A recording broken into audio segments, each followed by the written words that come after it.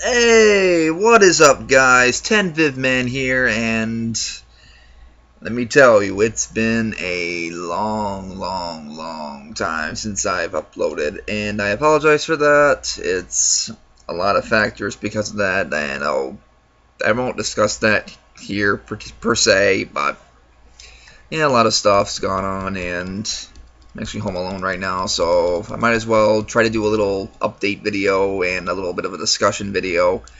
But I'm actually stuck home right now because my car's in the shop, so that's kind of fun, and I might have to get rid of it, but I don't know yet. I won't find out any information about that until Monday, so that's always fun.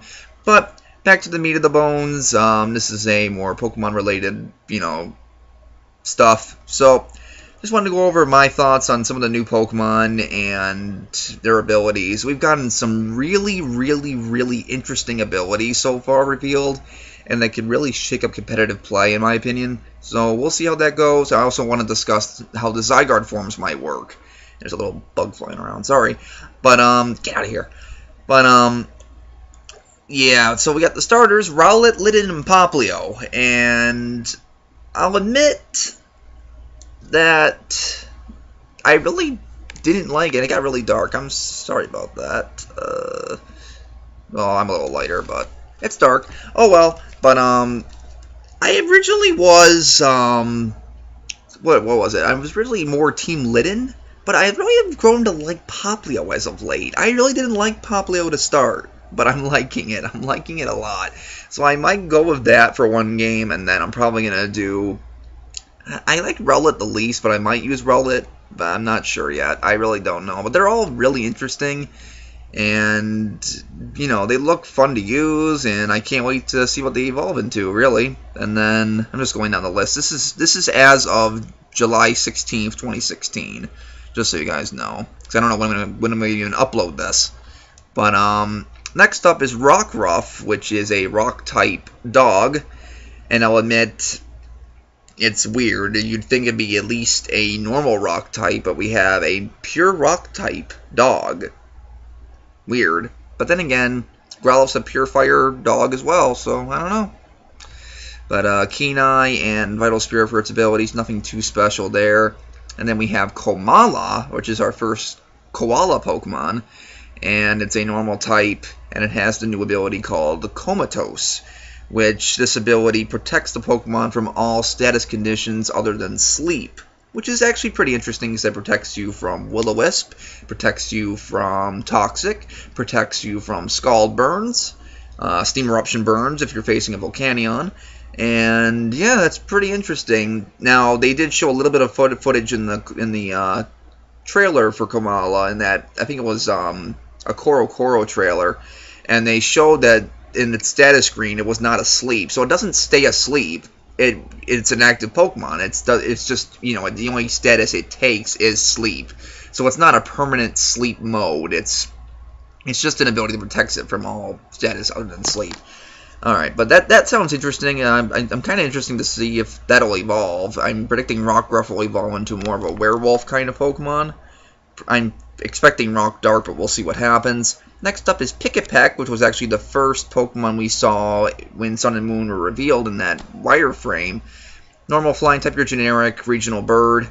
Evolves twice is confirmed. Nothing else other than Skill Link. The only moves I see this thing with Skill Link getting are Fury Attack, potentially Bullet Seed because it's in its attack description, but that's happened before, looking at you, Watchog, and maybe Pin Missile. Those are the only moves I see it getting. I don't see it getting Icicle Spear. I don't see it getting Rock Blast. It's weak to those moves. I don't see how it would learn them. Maybe there's a new flying type move that it's a multi-hit. I don't know. We'll see how it happens, but it's definitely got potential for the early game, especially with Fury Attack. You're going to be knocking down a lot of stuff. But next up is Yungoos, also known as the Donald Trump Pokemon. But it seems to be the regional rodent like Rattata. A lot of people thought Komala was that, but no, I strongly believe that Yungoos is that description. But Yungoos has two abilities, and they are Strong Jaw, which, as we all know, is a biting enhancing attack, essentially giving all biting moves stab. I believe it increases Hyper Fang's power. I'm not sure. It will likely get Hyper Fang, and I think it boosts that, which will mean it's a double stab move essentially, which is pretty cool. And then its other ability is brand new, and it's called Stakeout. And Stakeout works as an inverse pursuit. So if your opponent switches out and you're attacking the Pokemon that comes in, that Pokemon receives double damage instead of Pursuit, which traps the Pokemon and inflicts double damage with that one move. But what's nice about Stakeout is that it affects all the user's moves, which I think is pretty cool, and that definitely has some real good competitive merit, especially if that's not an ability exclusive to Yungoos and its evolution. So I'm hoping the best for that. And then we got Grubbin, which I really didn't think of anything to start with. I knew it looked interesting. And then we got a hold of its evolutions. Charjabug, the Magic Electric Bus. Yes, the Magic Electric Bus. Definitely, I'm going to really love the design. I love its cry, but boing. I love that cry. It's so cool.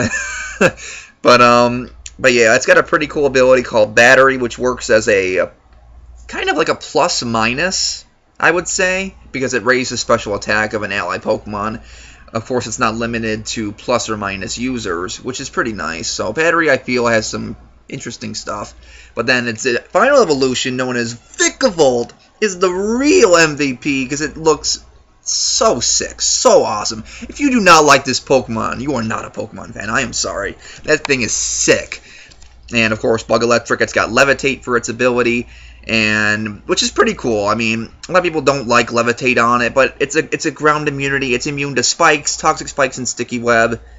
You can't go wrong with that, I feel. Especially, we don't know what's going to be introduced this generation, so being immune to as many entry hazards as possible is pretty freaking nice.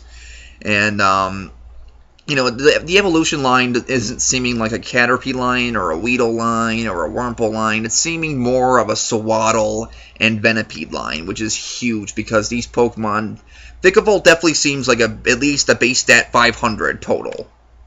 And if they disappoint me with that, it's not just going to be me that's disappointed. It's going to be a lot of people disappointed by that. Because this Pokemon's got so much potential. And, I'm seeing it... I think it's going to be a Sticky Web user myself. At least, it's going to be like Sewaddle, in which it only gets Sticky Web as a Sewaddle, and then it'll get Sticky Web as only Grubbin. That's my thought, but we'll see what happens. And then we have Drampa, which is a normal Dragon type. This could be our pseudo-legend, I don't know. But it could be a standalone Pokemon. I don't think this thing will evolve. No. It's got to have a pre-evolution, or it's a standalone. That's plain and simple.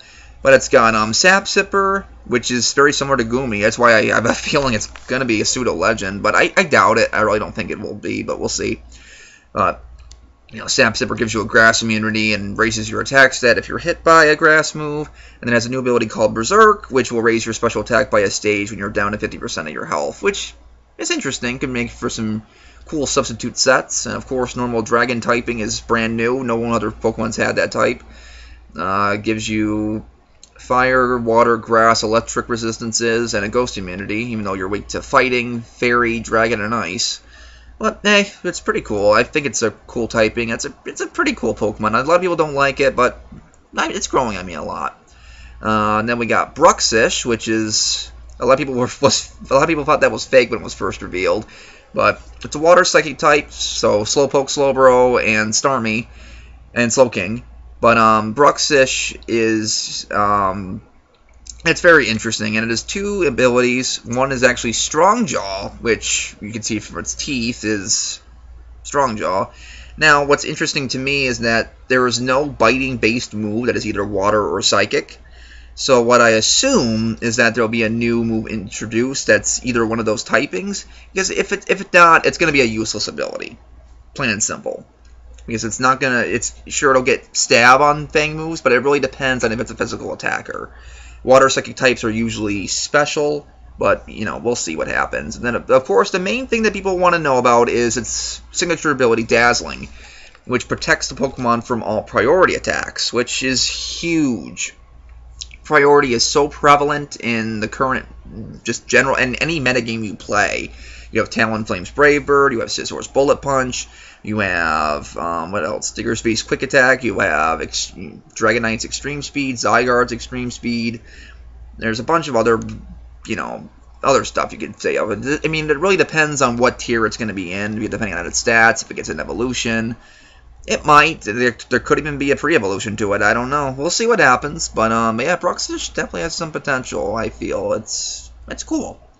Then we have Cutiefly, which is our first Bug and Fairy-type Pokemon, which actually has really good offensive coverage.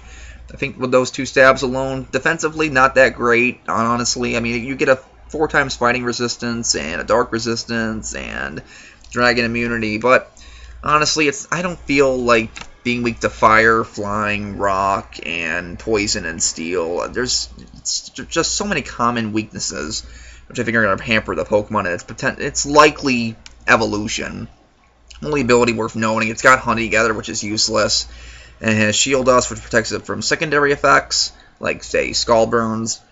And considering the Pokemon's only 4 inches tall, I predict it'll evolve. But yeah. Then we have the Pikachu clone, Togedemaru, which is an electric steel type Pokemon, which is really good for a rodent, for an electric rodent. You know, there's one introduced every generation or 2. We have Pikachu, Raichu, then Pichu. You can say Meryl's a Pika clone, but it's not. Then Plusle, Pachirisu, Emolga, Dedenne, and now we have Togedemaru. And Togedemaru, unlike Dedenne, actually has 2 really good abilities. Iron Barbs, which was previously only had by Ferocity and Ferrothorn, and Lightning Rod, which gives it an electric immunity and raises its special attack if it's hit by an electric move. And then, I mean, we'll see how its stats play out. If its stats suck, it's going to suck, but I think it'll be a pretty good in-game Pokemon because the steel typing is great, so... And then we have Salandit, which is a new Poison Fire type Pokemon, and it has the ability Corrosion. It looks pretty sick, and Corrosion, it's definitely a good ability, don't get me wrong. Just, you know, being a Poison Fire type, you're going to be blasting Steel types of fire moves anyway, but poisoning Poison types is pretty cool. You can poison Mega Venusaur, you can poison Crobat, you can poison Toxicroak, you can poison... What else? I mean, honestly, the most notable Pokemon you can poison is Heatran. Definitely. Heatran is by far your biggest target because it's immune to Salandit's Dual Stab. We don't know how its move pool is going to play out, and I'm really sorry for this fluctuating light. I don't know what it's doing outside, but yeah. But yeah, that's Salandit. It's pretty cool. I predict it'll evolve maybe once. I don't think it'll evolve twice. We'll see. And I don't know much about the new bear Pokemon and the Mimikyu stuff, so I'm not going to really go out on that.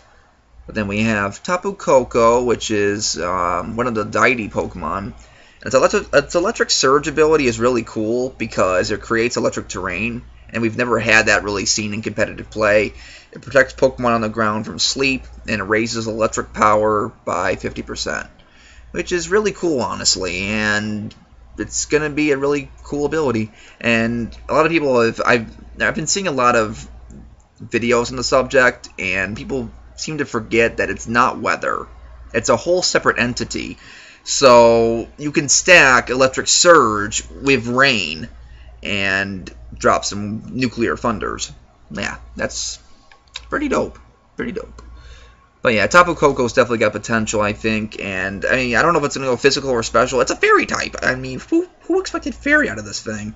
But it's special, hopefully it gets Moonblast, and it's physical, hopefully it gets Play Rough, or there's some new fairy moves introduced. I don't know.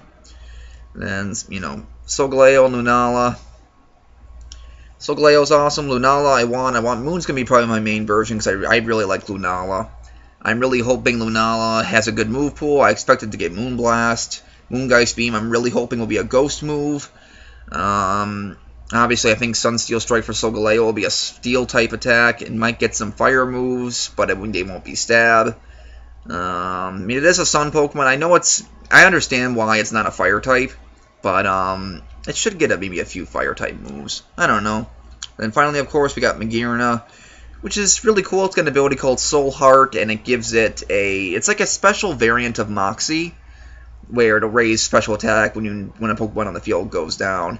Now, it's interesting to note that it works in doubles and triples too, and it doesn't matter what Pokemon faints, if it's on your opponent's side or your side, and its special attack will increase.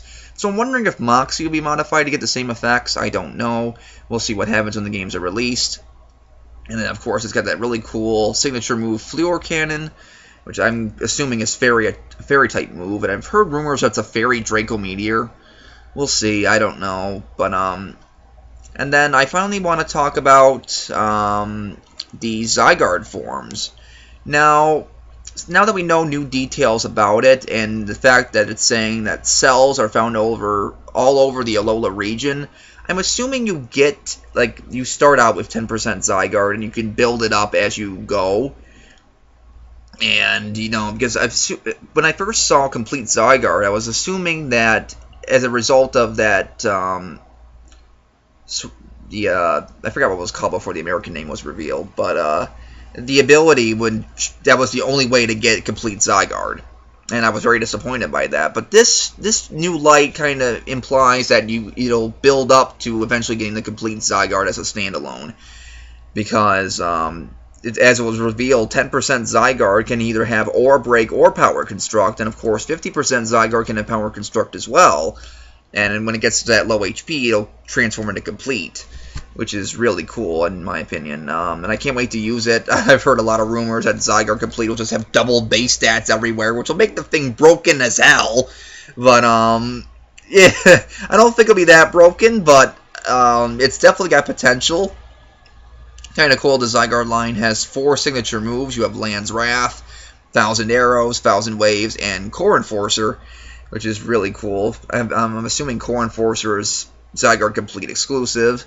And then, if you don't know, 1,000 Arrows is a 90 power ground attack that hits Pokemon that fly or have levitate and brings them down to the ground, which is huge. Gives it incredible coverage with Dragon Ground's coverage stabs alone, because the only Pokemon that resist that combination are actually Cottonee, Whimsicott, and ironically Cutiefly resists the combination as well, because it's immune to Dragon and resists ground. And then 1,000 Waves actually has an interesting competitive merit too, because it acts as a trapping move, 90 base power move that actually traps the opposing Pokemon, prevents it from switching out or fleeing, which is really cool, really cool. I think both of them, I don't think they'll be on a same set or anything, but they both have definite competitive use. And then Core Enforcer apparently will remove the target's ability when that Pokemon attacks last. Don't know what that really implies. Honestly, it should be a move that just, if we're going to remove an ability, why not just do it all the time? But we'll see what happens.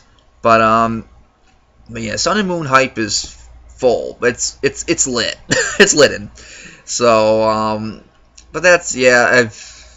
I wanted to make this a little longer, but I'm feeling a little rushed because I don't know when my wife's gonna be home. I always feel awkward when she's home and I try to record. So it's nothing against her. I just have that sense of awkwardness, and I apologize for that. But it's just how I am. I love her. I just feel awkward sometimes. But yeah, that's me. I don't know when I'll upload again. Actually, truth be told, I haven't competitively battled in about, I want to say about a half year, if not more. I battled once in that entire span, and that was actually against A-Drive. It was an RU match where I won. So I'm not rusty or anything. I don't want to say I'm too rusty, just due to the fact that I keep tabs of all the competitive stuff. But I myself haven't played that much really at all in the past half year, if not more. So, but that's about that. Leave your thoughts in the comments below. You can always contact me via my Facebook fan page, which I'll link that, and my Twitter in the description. I'm always active on Facebook and Twitter, so I'm definitely more active there as opposed to YouTube. So, yep. That's pretty much that. So, hope you guys enjoy my ramblings. I apologize, I really didn't want to put pictures up. I just wanted to discuss my beautiful face. So, I need to shave, though. But that's okay. Talk to you guys later. Love you all. Thank you for sticking around if you're still around. I know I haven't uploaded in 6 months or whatever, how long it's been. So, thank you guys for sticking around. And I'll talk to you later. Bye.